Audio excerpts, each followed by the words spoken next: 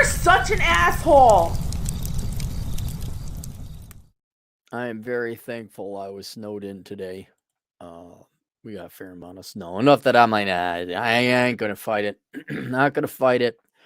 So, young man, he sent me before. Aaron, I came to you about a month ago or so asking if you could do a movie review on a film titled Zeitgeist. Unfortunately, I couldn't pay the $250 at the time, but I am able to now.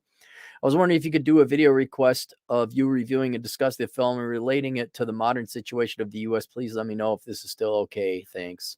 We'll keep you anonymous. Yeah, I mean, $250 is mostly for the time for me to review it. And I undercharged you. No offense to you, but what the hell, kid? What the hell did I just watch? It was, well, I'll be honest. I can't remember a movie I saw that I hated that much. I can't remember a movie or a documentary that I saw that was that bad. So I'll go ahead and review it here, and I'll explain to the audience if for those of you fortunate enough to never hear of this movie. So this movie was made by a guy called Peter Joseph or Joseph Peter. I'm not sure which. It doesn't matter. I looked him up, and he's a kid who went to film school. Dude, the aliens got my parents' check in the mail, dude.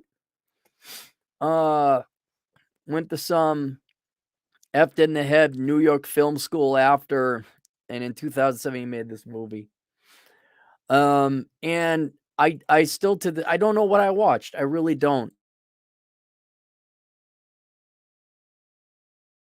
It starts out with nothing less than a 5.5 minutes, 5.5 minutes of nothing but weird music and pictures and video clips of explosions and bombs and nuclear mushroom clouds and speaking politicians. And I'm like, is this like a commercial? Because it was on YouTube. Am I missing something? And then it goes, and he likes George Carlin. If you didn't know, Peter Joseph, he likes George Carlin. And then there's people saying quotes with still the images going by. And I'm waiting and waiting and waiting. And then he starts talking about how Christianity, he didn't talk about any other religions, just Christianity, how Christianity is BS. I'm like, huh.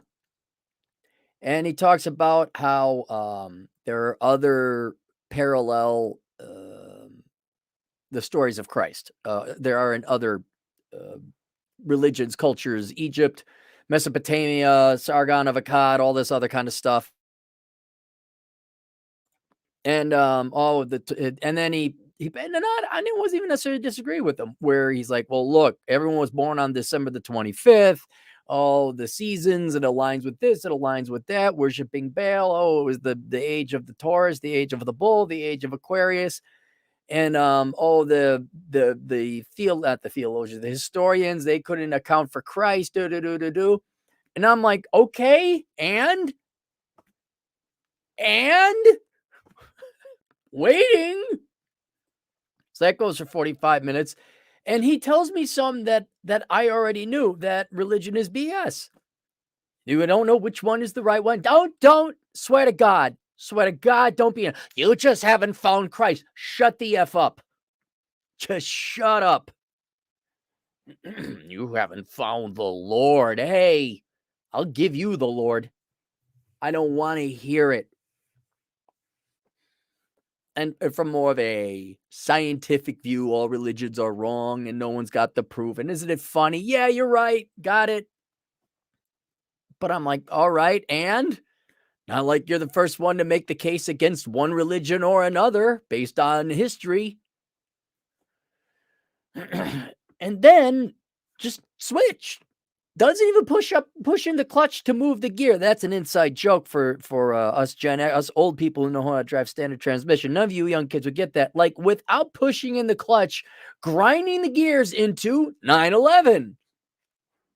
I'm like, connection, reach around, little lube, Joseph Peter. That's all I want. Okay, can you just give me a little lube, or maybe draw? I don't even want a thread. Can you give me a hair of a connection between the two? And then goes on, it's a conspiracy and concrete doesn't melt and all this and all these interviews, and I'm highly unimpressed. Look, there's 320 million Americans. You can get a quote out of he's just taking sound bites and sound clips of people. Hey, that's awfully suspicious there. That's awfully suspicious. I mean, I can go and find pretty much anyone saying what I want them to say to prove a point. Not even prove a point, but to indicate that the point might be right. I can find people that say capitalism works. I can find sound bites that would say communism works. I can find people that say that, oh, yeah, cats are really dogs. I can find it, but I don't see any proof. No proof. And then it shifts gears again, this time into banking. What? Central banking, the debasement of the currency. I'm like, okay. And he said, did you know FDR took away the gold? Yes, it's in the history books. Did you know they created a Federal Reserve and inflation has been going on ever since? Yes. Yes, I have. Before the movie was going on. I'm aware of the drawbacks of central banking. Yes, I'm aware. That's true. I see it. There's the Federal Reserve data. Like, here's the money supply and here's the inflation. Uh, not convincing. All right, and then it went on to World War II, industrial complex, Pearl Harbor, the fake attack, and I'm just kind of like, okay, look, dude. There's no running consistent thesis except that people in government are trying to screw us over. Is that it? And maybe if you go, the only way I could tie in the religious aspect is that for a period of time after tribalism and warlords, there were theocracies. And they were kind of a form of government, and you had to kind of have belief in there's laws passed in, whether that's the 10 Commandments or not. They're generally, Islam today, modern theocracy. Got to see examples of it there. And that religion and governments might be corrupt. And that governments like to print off money and get rid of any kind of hard currency, and bankers are scumbag. Really? No kidding, huh? Really? And then look out for the industrial complex. And you know what kind of I don't know what the point of the movie was. What? Conspiracy? Ooh. Well, two of those are not conspiracies. Central banking tends to inflate your currency away. Got that. And religion is BS. Okay. And but 9/11 might be an inside job. Oh, now that we break out the mirror and start jerking off to ourselves in this? Japan was an inside Pearl Harbor inside job. Industrial. Oh my God, we're going back to the 80s. Dude.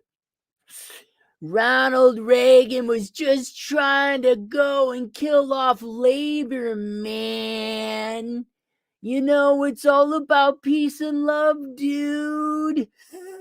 Did you know that the industrial military complex is gonna go and enslave us? So I was like, oh, wow. Boomer hippie stuff, eh? And look, I'm all for proving things, all right? I'm all for questioning things like, hey, something doesn't add up. Well, let's go and investigate it. But after a while, I draw the line between here's the problem, my fine young sir. You're a younger man. Let me explain something. I understand life is boring. I understand there's not a lot exciting unless you like put yourself in exciting situations, like get into war or get into MMA fighting. But and I am all for sounding the alarms when the government or religion or some kind of authoritarian entity, some kind of government tries to become tyrannical and dictatorial. I'm all for it. Swear to God, don't hit me up with your conspiracy theories because you're bored. Okay? Here's what most conspiracy theories, every once in a while you get one right, every once in a while. But for the most part, it's for low IQ, boring nobodies who don't want to work hard at life to get some kind of mental stimulation or excitement in their life. There's some stupid freaking show where you got a bunch of grown-ass men running around the forest trying to find Bigfoot. Ooh, there's scat. Ooh, that could be it. Ooh, there's a scratch on a tree. They're actually semi-serious. I don't think deep down inside they believe it. I think they're just a bunch of losers who got nothing else in life and they want to believe in Bigfoot. And they're going to go and run around in the woods. Ooh, this could be it. Ghost hunters. Oh, eat a bag of dicks. Like, is life that boring? I mean, can you not get a hobby? And what perturbs me about these conspiracy theorists is it's like you're just too lazy to go do some research.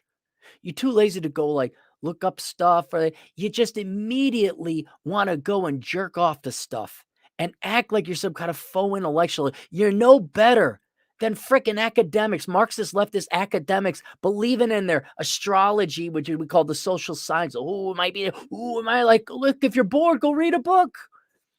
Get a degree, like a real one. Go to the gym. But if you want to, it's an inside job. Oh, oh no, the Americans knew. Ooh, we were working with the Nazis. Okay, you could go waste your life in time like that. You can't. Let's say it was true. What, you don't have enough empirical evidence to know that the government is corrupt and doesn't blatantly tyrannize over the people, but propagandizes the people? I think, so what if it was an inside job? So what? Don't you really? The government's corrupt. No kidding. Huh. Really? You don't need a conspiracy theory for that. You really don't. And man, you gotta get some hobbies, dude. You gotta get some hobbies. Go work a second job, work up the money, go get laid. Go find a girl in Pahrump. It's gonna be my recommendation. In addition to joining the military, I'm recommending you all go to Pahrump. And I don't have it was not intellectual. There was no thesis. There was not enough empirical evidence or data for me to say, oh, it was just speculation. And this guy said something. Oh, really? He did? Wow. Amazing. Oh, that goes against the narrative, huh? Or what we saw with our eyes of the television, huh? I mean, if you got a conspiracy, okay, at least Bigfoot doesn't hurt anyone. You know? Ooh, oh, it was an inside job. Let's waste more resource investigating something that didn't happen.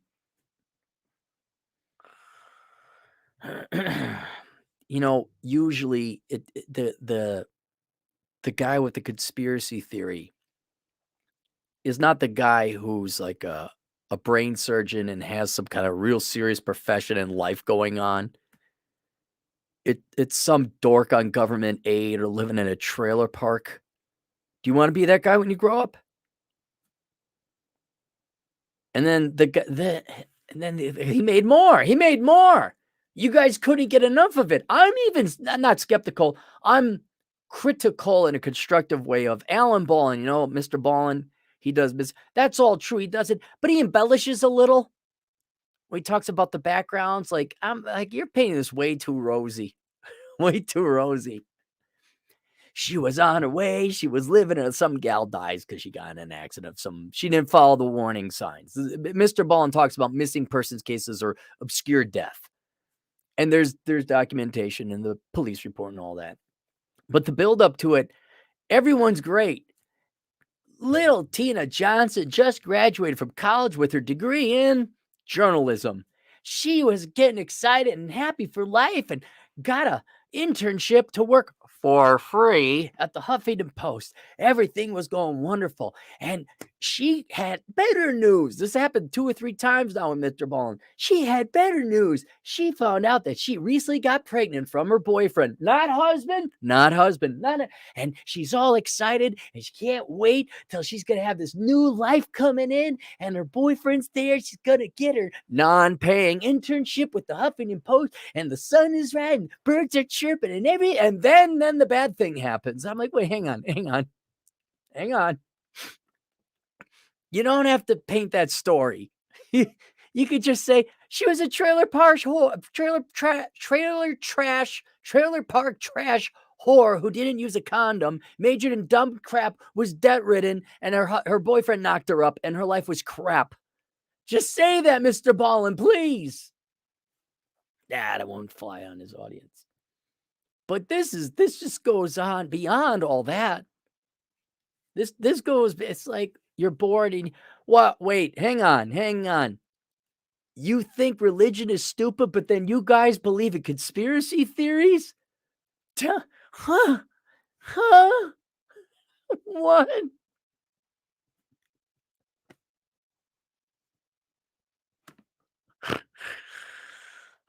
Look, guys, young people, old people, people new, your life is too short to be putzing around with, dude, what if it was ancient aliens, man? Life is too short. And there are too many real threats and risks and violations of your rights and sovereignty and humanity going on by governments right now. Real one. I would say the central bank would be the number one thing because that affects your lifeblood of finances, your money. You do not have time. I don't even know what who's the large guy, InfoWars guy. I forget his name. Now every once in a while he's right. I mean, I guess you swing in enough balls, you're gonna hit one. All right. But your life is too short to believe in stuff that just is very unlikely to be true. And what's worse is when you have nothing else going on in life, your real life is so boring, you believe in these outlandish or fantastic things. And you know what? You might as well then believe in a religion because religion usually has some kind of structure and moral code you got to follow that does make you a better person. You know, it's not the worst thing to follow the 10 commandments. Islam says don't borrow money. You know, not the worst bits of advice. Oh, don't. I'm not saying you got to fly planes in the buildings, which according to everyone didn't happen. I'm not saying you should murder people and blow people, but you know, different religions have kind of some rules that you should maybe follow. There might be some benefit in believing in the afterlife. Might put your soul and your mind at ease. But man, if you're going to believe in BS, at least believe in something that's going to help you out in life. So, and and just from a movie perspective, I need a plot. I need an overarching story. And there was none there. It's like, man, check it out. The government's lying. Yeah, okay. I'm gonna go watch Black Adam. Oh, so there you go. Yeah, the Venus Project. You're right. He did come. Someone, Revan, the Venus Project. He did hail or study or have tutelage under that. All right. Scrolling. Yeah, the Illuminati. Try let okay, Bloomberg. Conspiracy, man. No, the guy paid me $250 to see it, and I was underpaid. The Blue Wrench. Tracy South, the one girl in the thing. Do we have any super chats? Yes, you do. Yeah. I just, if he didn't come from a spoiled little brat family and declared unto the world, I'm not gonna work a real living. I'm gonna make films. And then went off to some New York place and then worked under the Venus Project with a bunch of literally pothead boomer Marxists.